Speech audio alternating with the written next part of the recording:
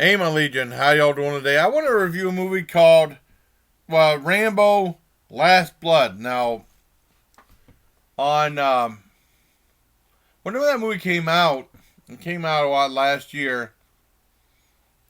And I know people in chats and stuff like that asked me, did you see the movie yet? And then would you review it?" And I did not see the movie. Now, I mean, back then, I mean, this is when John and I were going to the theater a lot. We hang out once a week. And it kind of the one thing about the movie, it kind of fell on the radar because I definitely wanted to see it as another Rambo movie. But I mean, it was weird because it got no fanfare at all. I just saw it just drop in the theater just like that. The second Strangers movie, the Strangers Live by Night or whatever it was, and yeah, it's kind of like a warning flag. Even though I want to see it, because sometimes studios will just drop a movie in the theaters. They don't have no faith in it, and I think John bought it on DVD, and then I was on Amazon Prime. I saw it was free on Amazon Prime. I said, "Heck yeah, I'm going to buy it. I'm going to watch it." And there were three versions of it. There was the original theatrical version, which is 89 minutes, and then there's like a 4K version, and then there's the extended cut, which is an hour and 42 minutes. So I watched the extended cut, without a doubt. And it's different than the other one. So I mean, it doesn't really. I don't consider it to be a traditional Rambo movie, or it doesn't really have much of the look of a Rambo movie until like the last 35 minutes or so. And it said something in trailer. It was his final mission, but I don't consider it a mission. I consider it a situation he got involved with. I don't consider it a mission. Um, and after the video, I want to tell you. After my review, I want to tell you about what I thought about the other Rambo movies. Well, anyways, Rambo Last Blood. I mean, it shows him like in on this ranch, on a big ranch in Arizona, I believe, and he's more like settled down and stuff like that. A horse ranch. I think he finds it relaxing because I'm sure he suffers from like shell shock, which is what we now call PTSD, from all the stuff he's witnessed and all the stuff he's done. It has to have a toll on you mentally. You know what I mean? And it shows him with a horse, and it shows. I assume that one lady that cooks for him is his housekeeper or something like that. And I mean, and just it's very slow at first and stuff like that. It shows about him chilling out, and then it shows him he has a series of underground tunnels that he dug. Now, I think that's where he goes to think and stuff like that. And he had like they show a thing with him going under, and then they show like some Vietnam flashbacks he's had. And then you see his niece, Giselle, I think her name is called. No, or that was the. I think that was the girl that. Well, someone else's name, her friend's name. Can't remember her name. I don't remember. Anyways, she asked if she can invite some friends down into the tunnels with her, and he said, I said okay, and he said, and she's like, "What? You never let anyone go down there?" Well, and he said, "Well, if they're your friends, they're allowed to come down." And then they go on in. I assume they have a party with loud rap music. I thought something was going to happen. Bad was going to happen. He had to take it. No, nothing. I mean, I guess they did okay. They just made a mess. And they didn't. I mean, I know the housekeeper didn't like the music they were playing from there. Now, I wonder if the extended cut had more scenes like that in it, and maybe some uncensored scene with the violence. I don't know. Anyways, she's talking, and her one friend from Mexico tells her she found her dad. And then she asks, and her dad abandoned her because I mean, and then her uncle is pretty much the one who took care of her. And after they abandoned him, and after her mom died from cancer.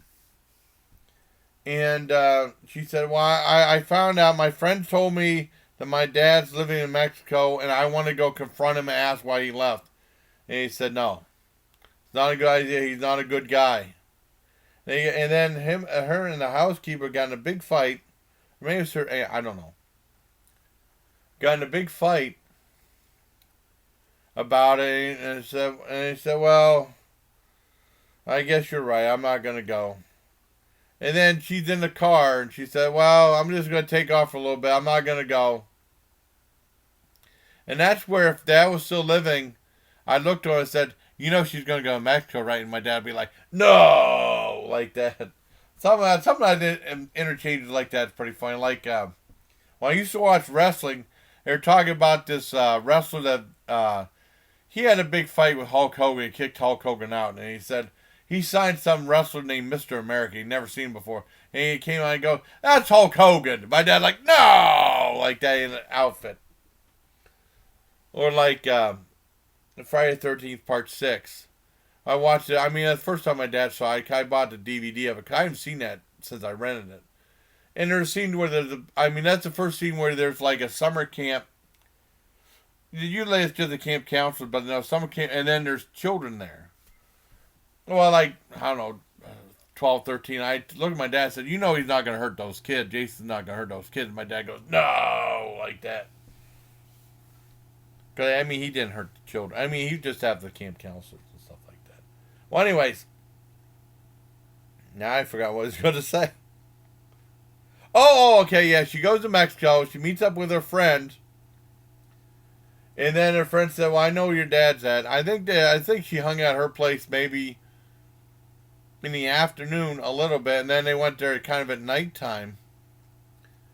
And then she confronted her dad. And then, see, if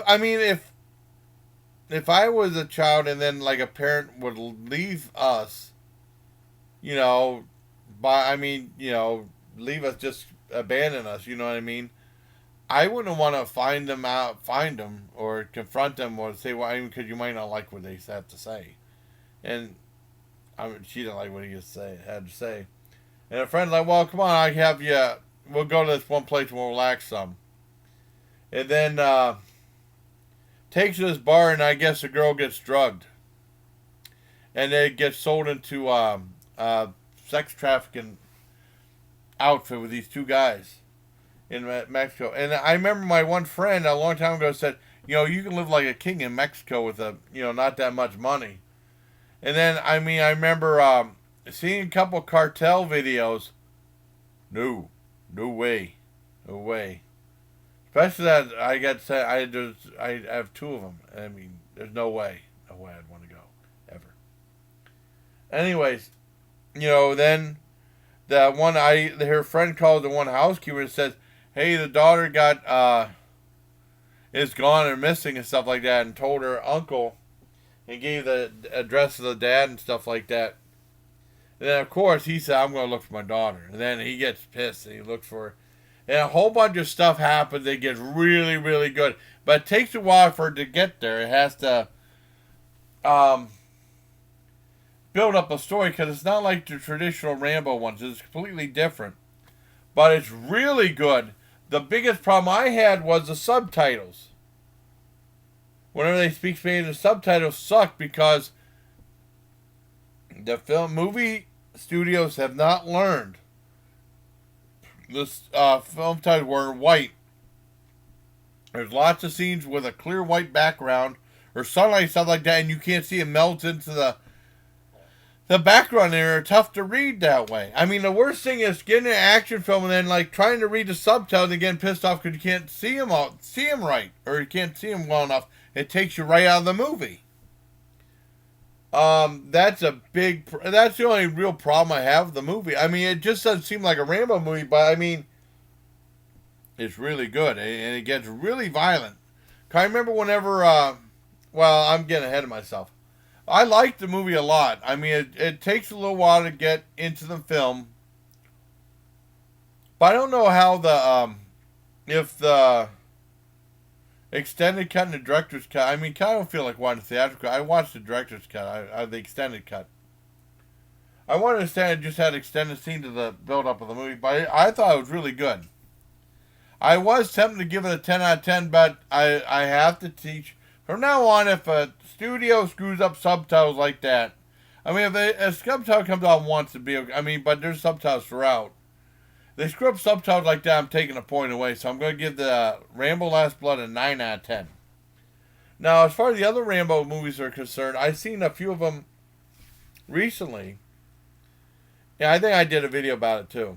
I remember seeing First Blood, the original one, which I rented a long time ago. I told Dad, Dad was watching. I said, you know what? When I rented that a long time ago, and you said you didn't want to see it. Ah, you're lying. No, I did. I said, Dad, I rented First Blood. I didn't want to watch that. I don't want to watch that. I don't want to watch that. And First Blood is the best out of the five, without a doubt. I was on the edge of my seat the whole time because Brian Denny is such a good villain.